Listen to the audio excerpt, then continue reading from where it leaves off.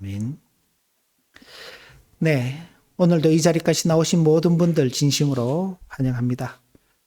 독일식으로 또 따지면 오늘이 이제 세 번째 성탄을 기다리는 주일입니다. 그러나 저희는 12월부터 성탄을 주제로 말씀을 살펴가기 때문에 이번엔 지난 시간에 이어서 두 번째 말씀을 살펴갑니다.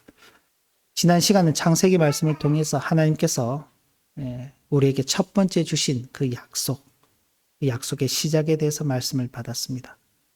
중간에 여러 하나님의 말씀들이 계속 언급되고 있지만 좀 건너뛰어서 오늘 미가서 말씀을 본문으로 삼았습니다. 먼저 참고로 한번 보시면 메시아 예언이 어떤 식으로 발전해 왔는지를 볼 수 있는데 도표 볼 수 있나요? 네.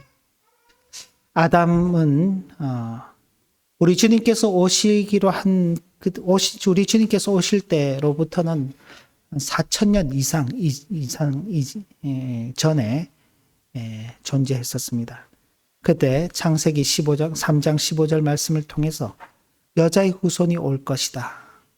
그리고 사탄의 후손과 원수가 되게 하시고 사탄은 여자의 후손의 발 뒤꿈치를 상하게 할 것이지만 여자의 후손은 사탄의 머리를 상하게 할 것이라는 최초의 복음의 말씀, 그리고 메시아를 보내실 것이라는 그 말씀을 주셨습니다. 그때로부터 또 시간이 지나서 아브라함 시대가 됐습니다. 대략 한 2000년 이상 시간이 지났을 것으로 추정하는데 아브라함에게 내 씨로 말미암아 만민이 복을 받게 하실 것이라는 그 약속의 말씀을 더 주셨죠. 그때까지만 하더라도 이게 이스라엘 백성들에 대한 말씀인 줄 알았습니다. 그런데 모세를 통해서 나와 같은 선지자를 보내시겠다라고 그렇게 말씀하시면서 하나님의 약속이 조금 더 확대되고 있음을 느낄 수 있습니다. 이어서 다윗에게는 내 왕위가 영원할 것이다. 그러면서 이 왕적인 메시아에 대한 내용들이 소개되고 있습니다.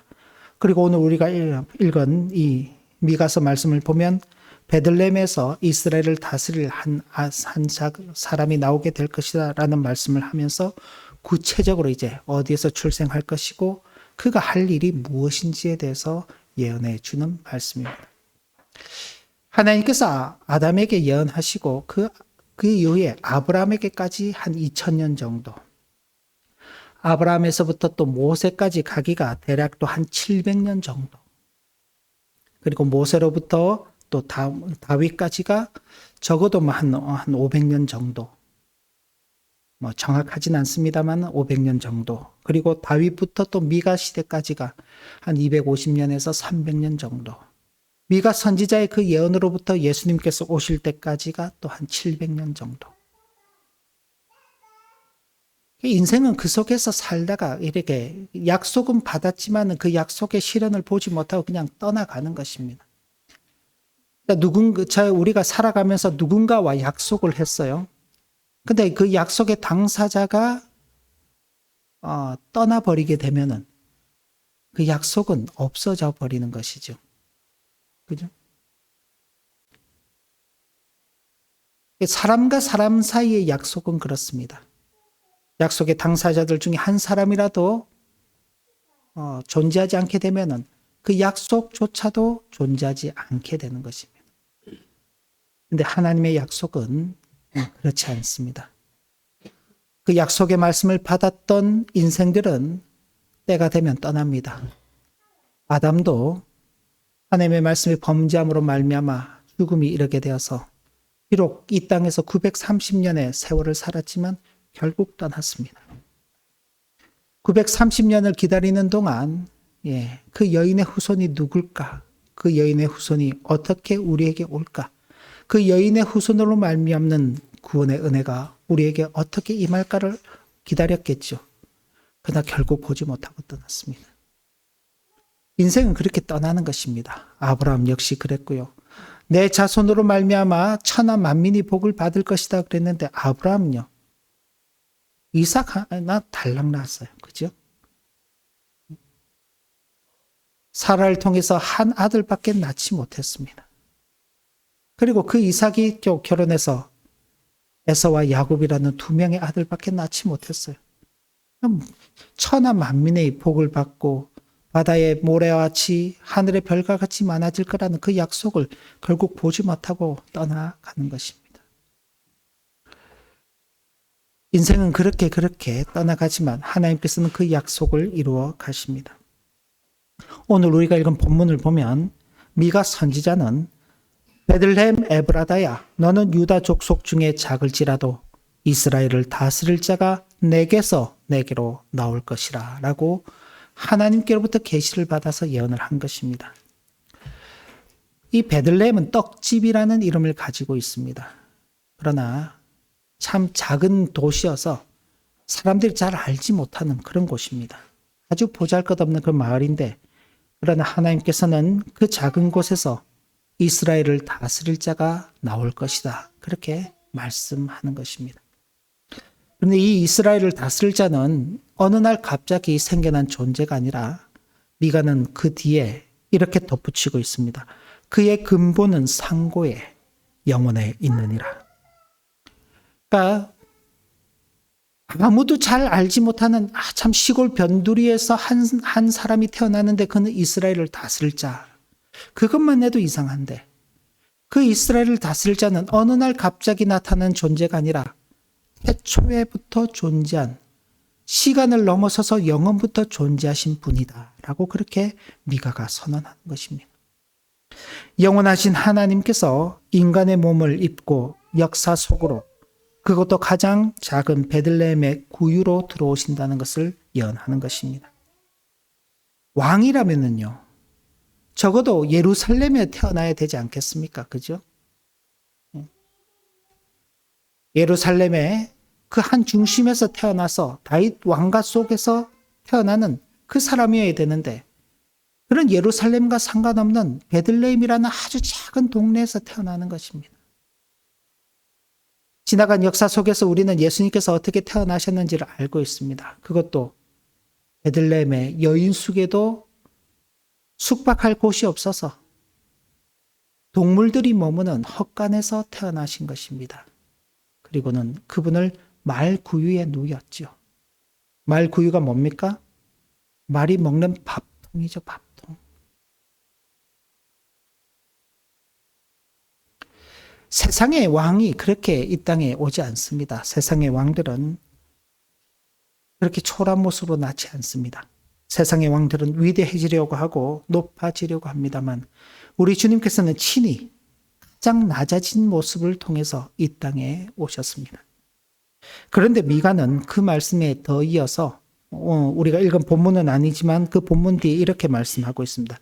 교환을 보시면 기록되어 있는데, 여인이 해산하기까지 그들을 붙여두시겠고 그 후에는 그의 형제들 가운데 남은 자가 이스라엘 자손에게로 돌아오리리 라고 하였습니다. 이는 이스라엘이 심판을 받고 완전히 낮아지고 난 뒤에 그때서야 비로소 하나님의 구원이 나타나게 될 것임을 예고하는 말씀입니다.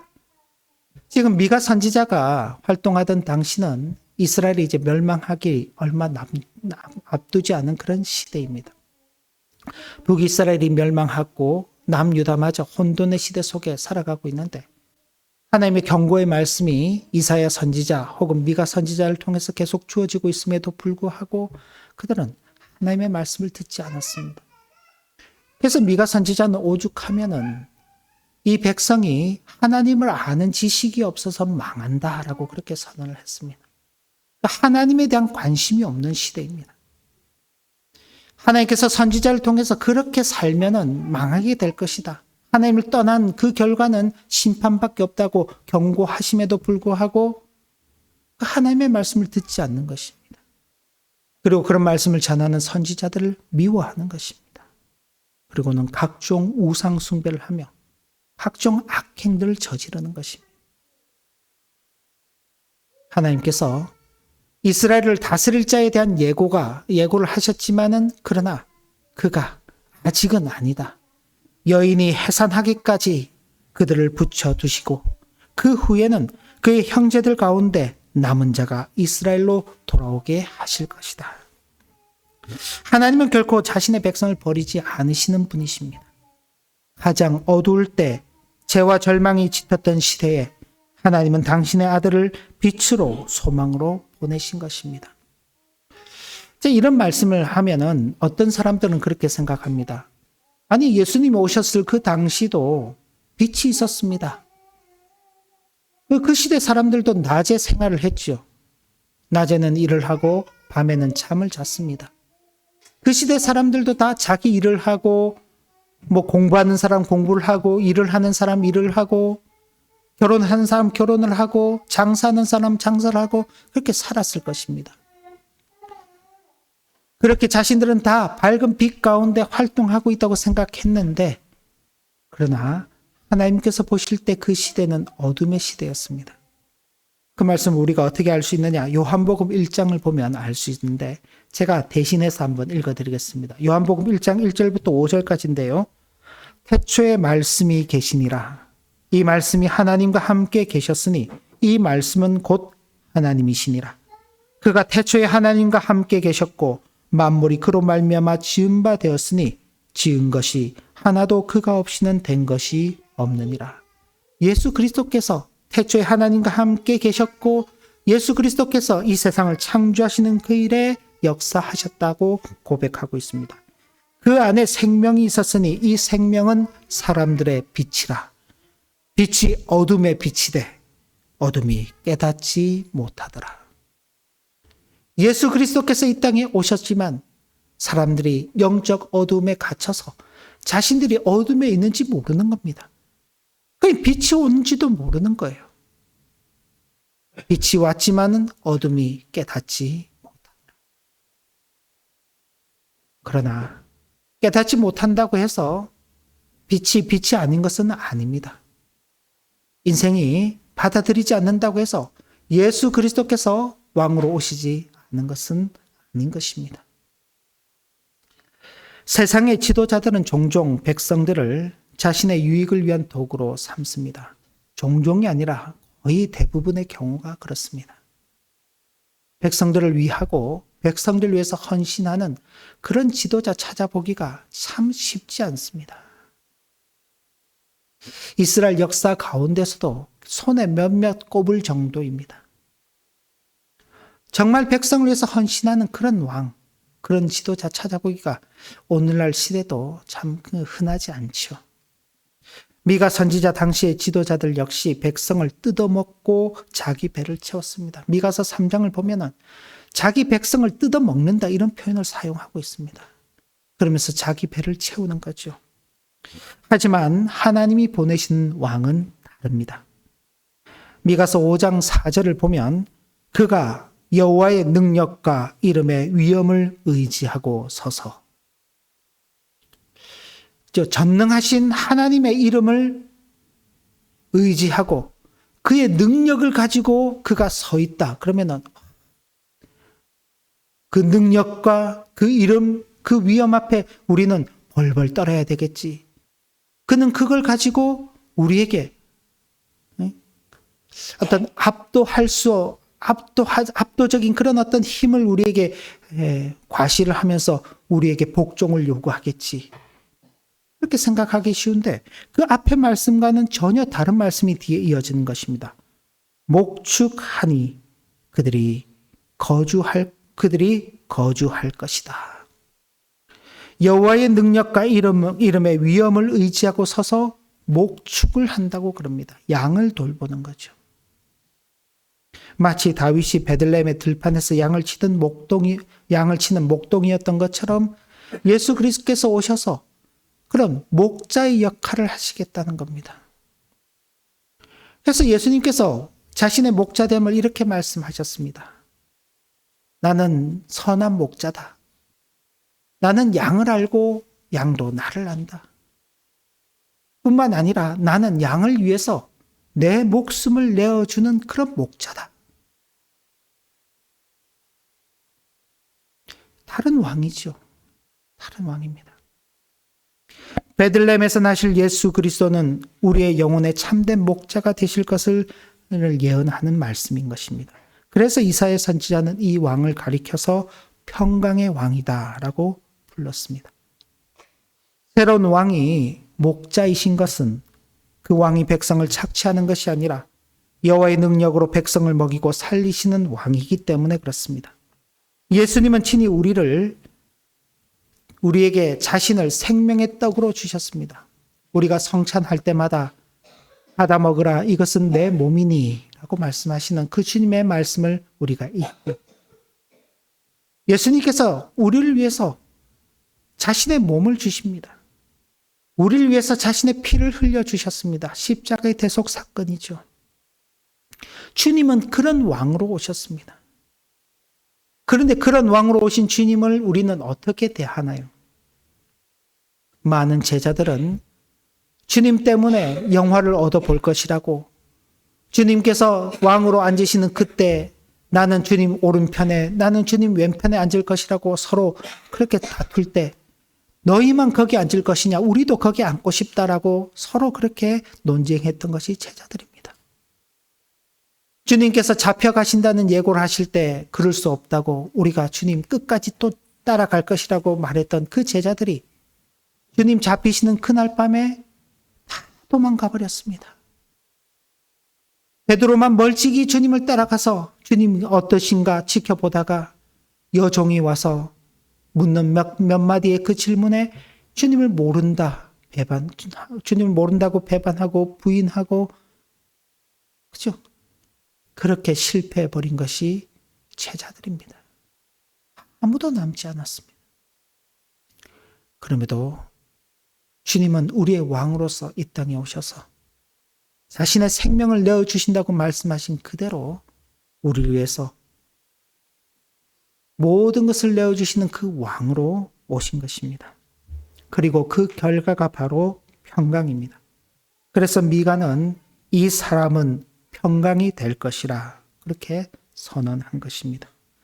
세상이 줄 수 없는 평안, 어떤 대적과 환난 앞에서도 흔들리지 않는 안전함이 바로 예수 그리스도 안에 있습니다. 예수님은 자기 백성에게는 한없는 평강의 왕이시지만 대적들에게는 강력한 심판주가 되셔서 당신의 교회를 끝까지 지켜가시는 것입니다. 그럼 이런 왕이 있죠. 이스라엘을 다스릴 왕인데 그 다스릴 왕은 목자로서 오셔서 다스린다 그랬습니다. 그럼 그 목자 되시는 왕에게 어떤 백성이 어울릴까요? 그 목자의 말씀을 잘 듣는 그 백성이 어울리는 백성인 것입니다. 미가는 이 참된 백성을 야곱의 남은 자라고 하였습니다. 남은 자. 이스라엘 백성들 가운데 그 순수한 신앙을 지켜 남은 자, 하나님께서 남겨두신 그 자들이 참된 백성이라고 이야기하는 것입니다. 남은 자들이기 때문에 어떤가요? 세상이 보기에는요, 적게 보이는 것입니다. 약하게 보이는 것입니다. 흩어져 보이는 것입니다. 그러나 하나님의 눈에는 그렇지 않습니다. 하나님의 눈에는 이슬과 담비 같은 자들이며 수풀의 사자, 양떼 중에 젊은 사자 같은 자들이라 그렇게 미가는 이야기하고 있습니다. 다르게 표현하면은 세상에 생명을 주고 은혜를 흘려보내는 자들입니다. 담비가 내리면 어떤가요? 세상에 생명이 이렇게 돋아나죠. 담비가 내려서 갈증을 해소하고 모든 생물들에게 생명의 그 영양을 공급하는 것입니다. 하나님의 남기신 백성들이 그런 역할을 하는 것입니다. 하나님께로부터 주어지는 은혜의 담비들을 세상에 흘려보내고 그 생명을 주고 은혜를 함께 나누는 그런 자들인 것입니다. 겉으로 보기에는요, 한없이 부드럽고 온유해 보이죠. 그러나 그 속에는 하나님의 능력이 있는 자들입니다. 그래서 사자 같다, 수풀의 양떼 중에 있는 젊은 사자와 같다고 그렇게 표현하는 것입니다. 이는 교회의 모습입니다. 교회는 어떤 겉모습만 보면은 약하지요. 누가 위협을 가해 오더라도 교회는요, 그저 참고 매를 맞고 그저 그냥 기다리는 것입니다. 누가 뭘 한다고 해서 교회가 나가가지고 막 그냥 폭력 쓰고 그러지 않아요. 지나간 역사 속에서도 교회는 늘 그런 존재로 있어 왔습니다. 지금 시대도 마찬가지고요. 그러나 그 속에 하나님의 능력이 있기 때문에 세상의 불의와는 타협할 수 없는 것입니다. 함께 할 수 없는 것입니다. 죄악과는 같이 할 수 없는 것입니다. 그래서 죄는 미워하되 사람은 사랑하면서 그 온유한 마음을 가지고서 은혜를 끼치며 살아가는 것, 그게 교회의 모습인 것입니다. 오늘날 교회가 어쩌면 이런 주님의 모습을 닮아 회복되어야 될 것이라 그렇게 생각합니다. 예수님께서 오심으로 우리는 이슬처럼 부드럽고 사자처럼 강한 백성으로 부름받게 되었습니다. 지난 시간 우리가 살펴봤던 창세기 3장 말씀을 돌아보시면 하나님의 말씀을 떠남으로 말미암아 타락함으로 말미암아 어떤가요? 부끄러워하고 자신의 죄를 감추기에 급급하고 남에게 핑계를 대며 그렇게 숨었던 인생의 모습이 이제는 어떻게 해요? 부드럽고 온유하지만 강한 능력을 가진 그런 하나님의 백성으로 나오게 되는 것입니다. 예수 그리스도로 말미암는 새 창조함의 은혜가 임하게 된 것이죠. 하나님은 이 야곱의 남은 자를 회복하실 뿐만 아니라 그들의 눈을 가리고 있던 헛된 의지들을 제거하십니다. 당시 이스라엘 백성들은 군사력, 자신들의 그 큰 성읍, 그리고 견고한 성을 의지하면서 우리는 괜찮아. 우리는 괜찮아. 아무리 주변의 나라들이 우리를 위협하고 쳐들어온다 할지라도 우리는 아무런 문제 없어. 하나님이 우리를 지켜주시기 때문에 우리는 결코 무너지지 않을 거야. 그런 헛된 의지를 가졌습니다. 그러나 하나님께서는 그 모든 것들을 다 무너뜨리시는 것입니다. 하나님보다 더 의지하고 하나님보다 더 우리에게 힘을 줄 것 같은 그 모든 것들은 하나님께서 다 제거해 버리십니다. 왜냐하면 이와 같은 것들은 우리가 하나님보다 더 의지하게 되는 그 순간 그 마음은 하나님께로 돌아갈 수 없기 때문에 그런 것입니다. 때로 우리가 이 땅의 삶을 살아가면서 우리의 삶에서도 하나님께서 뭔가 허물어뜨리시는 것이 있을 수 있습니다. 내가 기대하는 것, 내가 의지하는 것, 내가 소망하는 것들을 하나님께서 이루어주지 않으실 때도 있어요. 그럴 때, 내가 하나님보다 오히려 다른 헛된 의지를 가지고 있지는 않았는가. 하나님께서 그것을 내게서 제거하시기 위해서 나로 하여금 내가 의지하고 소망하는 것들을 가져가시는 것은 아닌가. 그렇게 생각해야 할 것입니다. 그건 벌이 아니라 참된 회복의 시작인 것입니다. 또한 하나님께서는 이스라엘 백성들 중에 있었던 복술, 우상, 잘못된 신앙을 제거하신다고도 말씀하셨습니다. 거짓 신앙처럼 사람을 깊이 속이는 것은 없습니다. 하나님께서는 그거 먹지 마. 먹으면 죽는다. 그렇게 말씀하셨어요. 어떻게 보면은 좀 기분이 안 좋을 수도 있죠. 왜 내게 선택을 주지 않으시고 하나님께서 일방적으로 정해서 말씀하실까? 내가 알아서 죽을지 안 죽을지는 내가 알아서 결정해도 되지 않을까? 그렇게 생각할 수 있죠. 근데 사탄은 찾아와서 그러죠. 그럼 먹어도 안 죽어. 오히려 너희 눈이 밝아져. 하나님처럼 될 거야. 누구 말이 더 듣기 좋을까요? 많은 경우에 이제 집에 부모님들, 자녀를 키우시는 분들 같은 경우에도 그렇죠. 안 돼. 하지 마. 안 하는 게 좋겠어. 이렇게 말할 경우들이 있죠. 그때 자녀들이 네, 알겠습니다. 순종하는 경우도 있지만은 왜요? 왜 안 되는데요? 왜 또 나만 안 되는데요? 그렇게 말할 때. 그죠? 다른 집은 다 되는데 왜 나는 안 돼요? 우리는 안 돼요. 그럴 수 있죠. 근데 다른 사람들은요. 괜찮아. 그죠? 다른 사람들은 괜찮다 그래요. 하면 어때? 그래. 너 자유지. 너 선택이지. 왜 그런가요? 책임지지 않기 때문에 그렇습니다. 부모는 자녀가 하는 선택에 대해서 책임을 지는 그 역할을 하기 때문에 자녀의 어떤 행동에 대해서 세심하게 살펴보고 또 때로는 관여도 하고 그러는 것입니다. 부모가 자녀가 하는 그 행동에 대해서 책임지고 싶지 않으면은 어떤가요? 자녀가 뭘 하든지 신경은 안 쓰죠.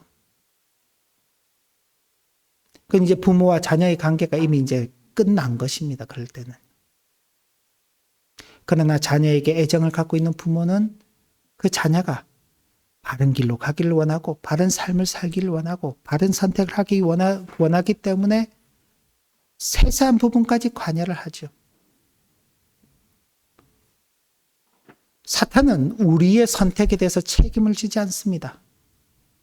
그러니 우리가 듣고 싶어하고 우리가 원하는 것들을 이루어 줄 것처럼 그렇게 다가옵니다. 그러나 그것은 우리를 속이는 거짓입니다. 거짓 신앙처럼 사람을 깊이 속이는 것이 없다는 건 이미 창세기에서부터 우리에게 잘 드러나고 있는 말씀입니다. 겉으로는 신앙인처럼 보여도 실상은 하나님이 아닌 다른 것을 섬길 수 있는 것입니다. 그러므로 성탄을 맞이하는 우리로서는 우리의 눈을 가리는 거짓된 것들을 치우고 우리 속에 오직 예수 그리스도만으로 채워가야 할 것입니다. 성탄을 맞이하면서 왜 하나님께서 성탄을 우리에게 허락해 주셨는가를 생각해야 됩니다. 원래 성탄은 지키지 않았던 겁니다. 이게 성경에도 없는 것이고 이게 교회의 절기가 아니에요. 지나간 세월 속에서 그냥 교회가 12월 말쯤을 대략적으로 그냥 선택해서 그때 우리가 예수님의 탄생을 기억하자 그렇게 해서 그냥 교회가 정해서 지켜오는 관례입니다. 원래는 주일에 모든 것이 다 집중되어 있습니다.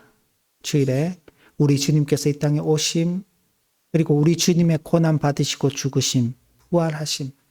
그래서 초대교회는 예수 그리스도께서 태어난 날 모이고 그러지 않았어요. 예수 그리스도께서 죽음에서 부활하신 날을 기념하여서, 그래서 주의 날이라고 해서 안식 후 첫날에 그렇게 모였던 것입니다.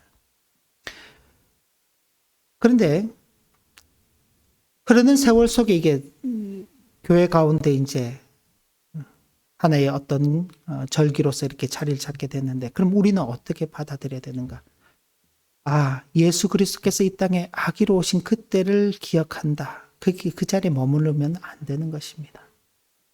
우리 속에 지난 1년 동안 얼마나 예수 그리스도 외에 채워졌던 것들이 많은지를 살펴보고 그걸 걷어내는 일을 해야 되는 것입니다. 우리를 위해 이 땅에 오신 그 예수 그리스도, 하나님의 아들이신 그분께서 왜 인간이 되셔서 그것도 가장 비참한 상태로 이 땅에 오셔야만 했던가? 그리고 그 주님을 다시 만나고 그 주님을 다시 우리 속에 채워가야 하는 것입니다. 한 해가 시작할 때 우리는 올 한 해 하나님 말씀대로 살아보겠다. 좋은 신앙인으로 살아보겠다. 그렇게 결단을 하지만 한 해를 지나가면서 세상적인 것들이 온통 우리 속에 가득 차 있을 때 하나님께서 그 해의 마지막 부분에 다시 우리에게 그래, 헛되게 채웠던 것들 치우고 너에게 있어서 가장 중요한 것은 예수 그리스도, 우리의 생명의 빛 되신 그분이 아니냐. 그분으로 다시 채워라라는 그 의미에서 이 성탄을 허락하신 것이다. 그렇지 않으면요, 날만 지키는 게 이게 무슨 의미가 있습니까? 그런 의미가 없는 것입니다. 더군다나 지난번에도 말씀드렸지만은 성탄이 아니라 산타클로스를 기다리는, 산타클로스가 가져다주는 선물을 기다리는 그런 시즌이 되어버렸습니다. 그죠? 예수 그리스도께서 우리를 위해서 무엇 때문에 이 땅에 오셨는지는 잊어버린 그런 성탄은 아무런 의미가 없는 것입니다. 성탄은 예수님의 생일을 축하하는 날이 아니라 영원하신 왕께서 우리를 다스리기 위해 오신 날이며 우리가 이 왕의 통치 아래 있음을 확인하는 날임을 기억해야 하겠습니다. 그리고 아직 시간이 좀 남았지만은 성탄을 맞이하는 중에 있는 우리들, 우리의 참된 왕이신 예수 그리스도를 다시 한번 가슴 깊이 모시며 그분의 다스림 안에 참된 회복과 평강의 은혜를 누리는 저와 여러분 되시기를 주님의 이름으로 기원합니다. 하나님 아버지, 주신 교훈의 말씀을 마음에 새기고 주님 외에 이 세상에 헛된 것들로 가득 채워졌던 우리의 마음속, 우리의 생각 다 비워지게 하시고 우리를 위해서 낮고 비천한 자리에 오신 그 주님, 그러나 우리에게 참된 평강, 참된 회복의 은혜를 주시기 위해서 친히 자신을 우리를 위한 제물로 내어주신 그 주님을 채우는 이 놀라운 은혜가 있는 성탄이 될 수 있도록 인도하여 주옵소서. 예수님의 이름으로 기도 올리옵나이다. 아멘.